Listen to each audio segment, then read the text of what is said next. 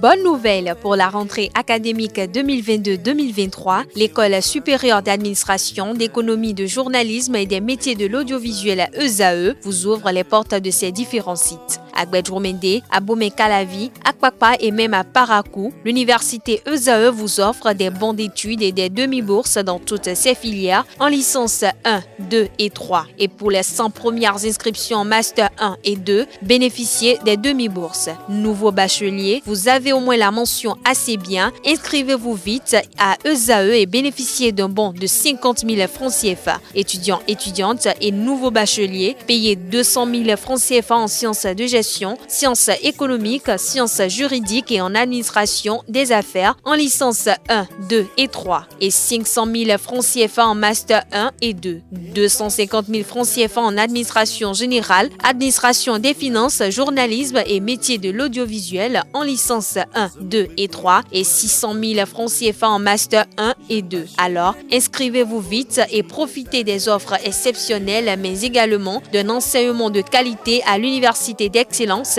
ESAE. Infoline 90 93 65 21 ou le 98 98 14 00. ESAE, l'excellence à un nom. Amis sportifs, bonjour. Toujours un plaisir de vous retrouver pour vous informer sur l'actualité sportive. Une délégation de la Fédération internationale de pétanque et de jeux provincial, conduite par son président Claude Azema, est à Cotonou depuis la soirée du samedi 15 avril 2023. Il s'agit pour le patron de la pétanque mondiale de tenir des séances avec les autorités en charge de sport pour peaufiner les derniers réglages dans le cadre de l'organisation des 50e mondiaux de pétanque. Dans ce cadre, il a été reçu le dimanche dernier à Cotonou au siège de la Confédération africaine des sports boules dirigée par le Béninois Ibrahima Idrissou. Après discussion et examen des diverses possibilités avec la Fédération béninoise de pétanque, la FIPJP a élaboré un programme bien précis. Dans l'ordre, il y aura des championnats du monde de doublette féminin, masculine et mixte du 8 au 10 et 11 septembre 2023. Le congrès international est prévu pour le jeudi 14 septembre 2023, jour de démarrage des qualificatifs pour le tir de précision et le lancement des championnats du monde en triplette réservés à 48 nations selon un quota octroyé à chaque continent.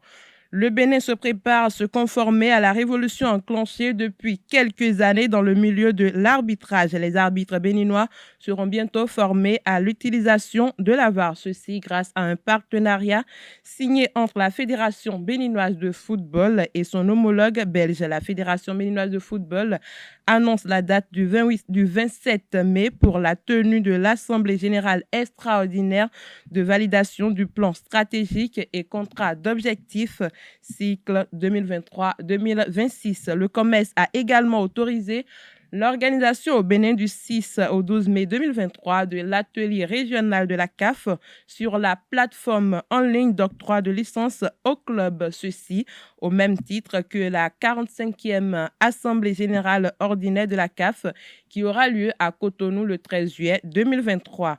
Football à présent, Coton Football Club a pris les commandes de la Super League Pro sur le terrain de l'Autopopo, son adversaire direct grâce à une victoire controversée 2-1. Le film du match avec cet Onelarios Adiagbeno.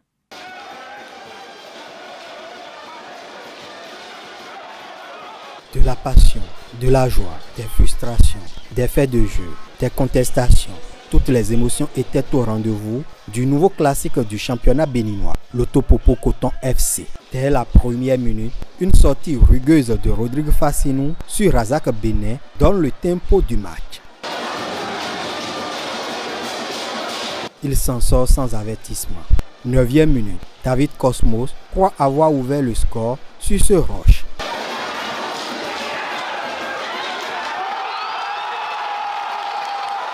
But invalidé pour une position irrégulière à son grand étonnement. La défense de Coton était à la rue sur l'action. Du 9e minute, Rodrigue Fassinou fauche Razak Benet qui, idéalement lancé par Outier, filait seul vers les buts. Carton jaune.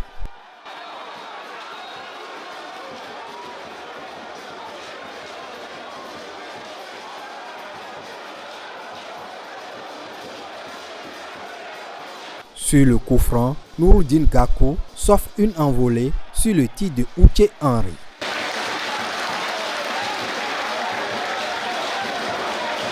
À la 32e minute, alors que les Lotto Boys réclamaient une touche, les cotonniers la jouent rapidement et d'une sublime frappe, Outier nettoie la lucarne de Gakou.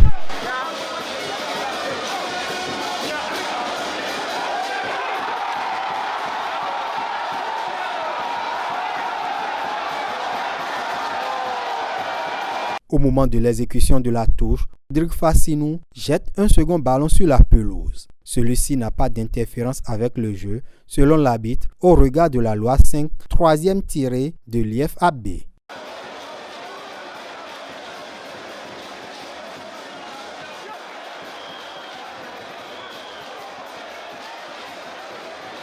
Coton mène 1-0 à la pause. Lotto Popo domine le début de la seconde période, mais reste fébrile derrière. Salim Bawa et ses coéquipiers n'en profitent pas pour tuer le match.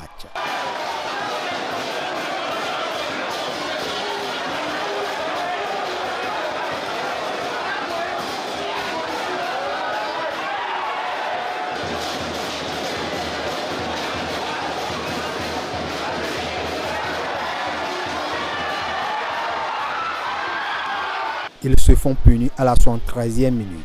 Les Lotto Boys obtiennent un penalty transformé par Rodrigue Fassinou.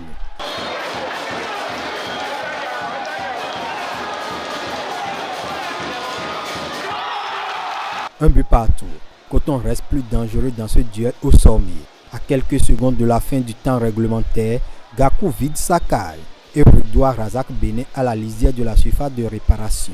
Penalty indique l'arbitre après avoir consulté son assistant.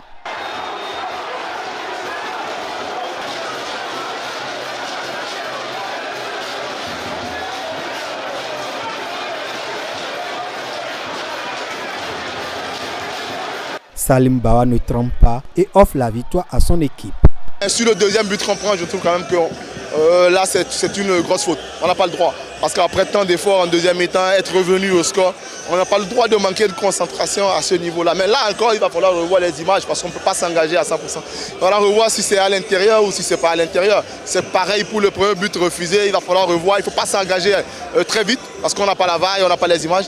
Il va falloir revoir ça, même si on ne rejouera pas le match. Même s'il y avait un but sur la première action, on ne rejouera pas le match. Maintenant, on a perdu, c'est passé. Voilà, je pense qu'il y a eu un très très beau match de la part des deux équipes. Il faut maintenant se repréparer pour aller essayer de faire un résultat là-bas parce que c'est jamais bien de perdre 6 points contre un adversaire direct avec un championnat aussi court. Coton FC prend les rênes de la Super League Pro sur le terrain de Lotto Popo, son adversaire direct. Venir gagner ici, c'est pas évident. En face, il y a des bons joueurs et une bonne équipe. Donc il fallait qu'on soit à notre meilleur niveau pour les battre. Et je pense que ce soir, on a démontré qu'on méritait au moins d'être dans le peloton de tête et la victoire, je pense que sur l'ensemble du match, pour moi, elle est méritée. Mais que la prestation des deux équipes, c'est celle des arbitres qui fait polémique. Ce n'est peut-être pas le match le plus controversé des hommes en noir cette saison 2022-2023.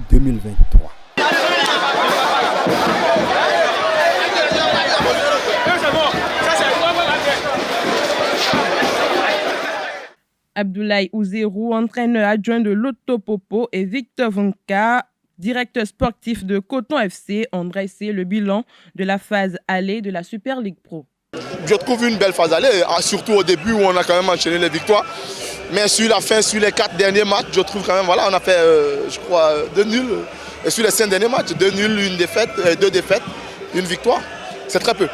C'est très peu, donc il faut corriger ça. Je pense que les causes, je ne vais pas les dire ici. Moi, j'ai mon idée par rapport à cette baisse de régime. Ça reste pour moi, mais je pense que voilà, l'avenir sera meilleur forcément parce qu'on va se remobiliser. On a un objectif et puis j'espère qu'on va l'atteindre. Moi, je vais être satisfait parce que ça n'a pas été des matchs faciles. On a eu du mal à se mettre dans le championnat au début avec une défaite et un match nul. Mais derrière, on a super bien enchaîné parce que on a fait des victoires, notamment à l'extérieur, ce qui nous a permis de nous rapprocher de l'équipe de l'Auto. Et là, sur les derniers matchs, on finit en fanfare, même si j'ai un peu de regret contre les Cavaliers parce qu'on pouvait aussi gagner. Mais bon, disons que ce soir, contre une équipe qui était leader du championnat, je pense qu'on a fait de belles choses. Bon, c'est que la phase d'aller, hein. Vous savez, c'est qu'un match. Dans 15 jours, ils vont venir chez nous. Ils vont sûrement être très motivés, nous aussi. Et donc, on verra bien et on essayera naturellement de confirmer ce qu'on a fait aujourd'hui. Dadier Football Club a reçu les Requins de l'Atlantique le samedi dernier pour le compte de la 12e journée de la Super League professionnelle de football. Au stade Omnisport d'Aplaroué, les hommes de l'entraîneur Vincent Roturo ont été vainqueurs sur le score de 2-0. Reportage Aneldo. Dadier FC triomphe dans le Koufo. Hôte des Requins de l'Atlantique, les hommes de Vincent Roturo se sont imposés 2-0. De main de maître, Dadier FC a pris la rencontre avec fougue. Dans les premières minutes, Requins se laisse déjà dominer. Après quelques offensives, Dadier FC prend l'avantage au Makwa grâce à Lot Wankun à la 24e minute.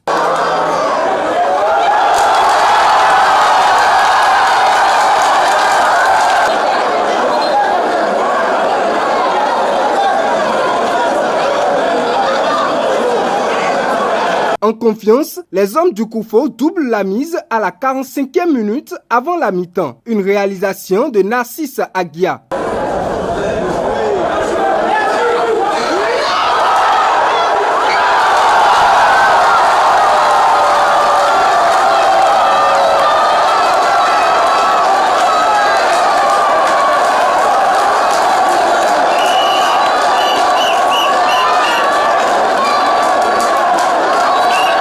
Avec ses multiples attaques, les Requins de l'Atlantique n'ont pas fait mouche. Dadier FC a pu compter sur les parades de son portier, Mayouz Dada. Mais ce dernier va quitter ses coéquipiers dans les ultimes minutes de la partie après un carton rouge qui fait suite à 2 cartons jaunes.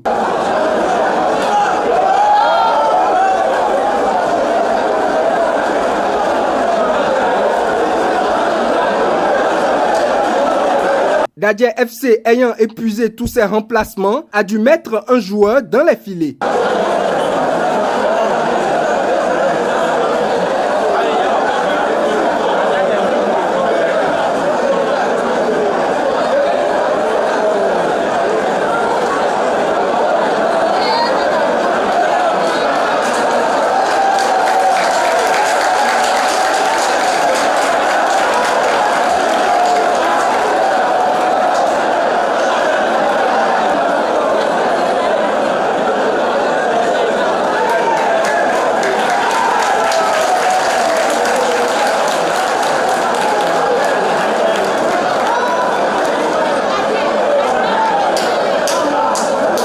En infériorité numérique et avec un gardien d'occasion, Dadier FC se résume au centre pour éloigner le danger. Cette tactique permet aux hommes de Vincent Roturo de garder leur filet inviolé. On aurait pu terminer sur 5-3, tellement au bout de 8 minutes on doit mener 2 ou 3-0. Je veux dire, on est récompensé par le travail, c'est sûr, par l'aspect offensif, on a essayé de produire, d'attaquer. On a été récompensé, mais attention, hein, le match il s'est joué sur peu de choses. Les Requins, c'est une très bonne équipe dans un potentiel offensif qui fait peur et qui se crée beaucoup d'occasions.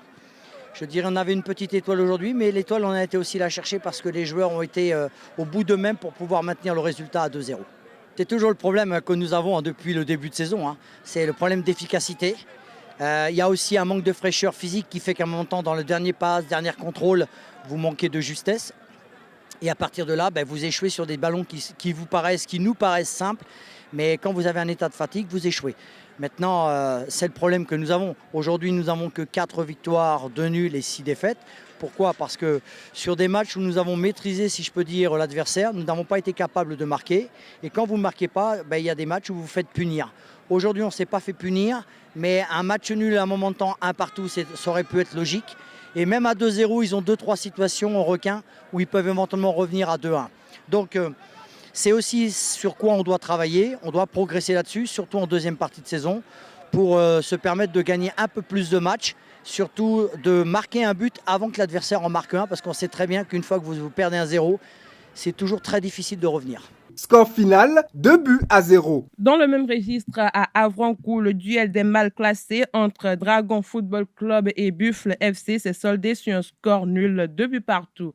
Au terme de la rencontre, notre reporter a recueilli les commentaires de quelques acteurs par rapport au match. Suivons ensemble. C'est décevant de se faire rattraper au score par un but vraiment auquel on ne s'y attendait pas.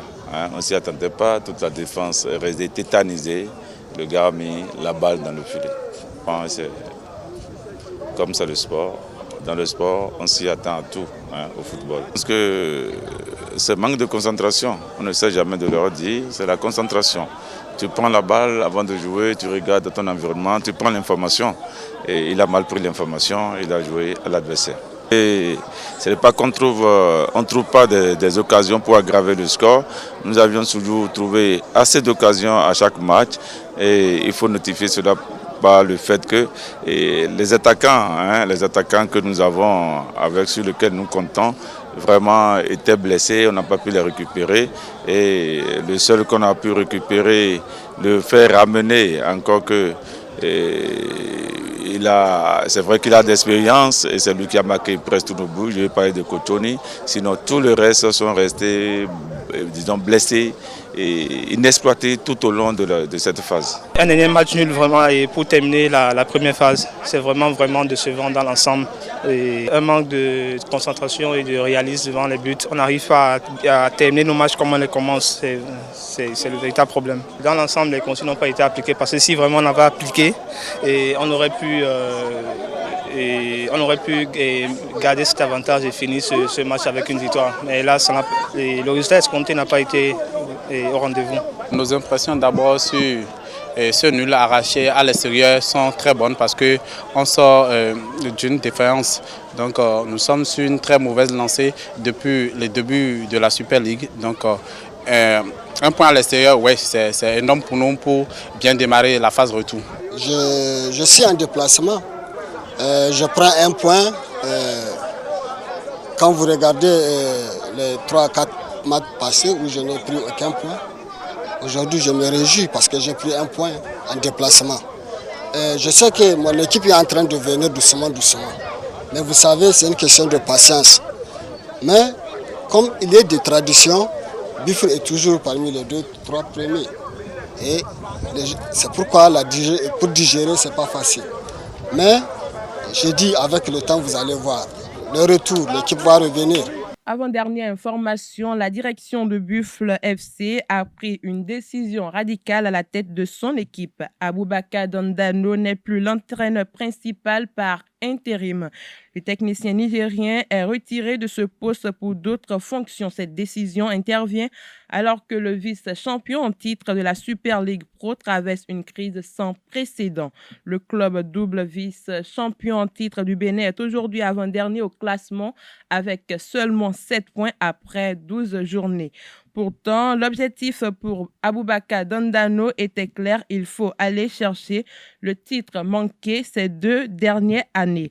Pour finir, le Bénin a terminé équipe vice-championne du Challenge Trophy Dames de la zone 3 qui s'est disputée à Accra au Ghana du mardi 11 avril au samedi 15 avril 2023. Au niveau des juniors, en face, les jeunes béninoises avaient affaire avec des Ivoiriennes un peu plus à l'aise techniquement, menées 18-15 à la mi-temps de leur finale. Les Amazones juniors se sont finalement inclinées sur le score de 39-28. Ces jeunes, pour leur première sortie en compétition de cette envergure, empochent la médaille d'argent comme elles. Les plus jeunes de 17 ans ne sont pas rentrés au pays les mains vides. Les filles du duo technique Solange Adenka Aldo Nyolonfou ont tiré leur épingle du jeu en se faisant une place sur le podium final du tournoi. Elles sont venues à la 3e place derrière la Côte d'Ivoire 2e et le vainqueur, le Nigeria, au terme d'une compétition à format linéaire entre 5 nations, le Nigeria, la Côte d'Ivoire, le Bénin, le Ghana et le Libéria. C'est tout pour la page des sports de ce matin. Merci pour votre attention.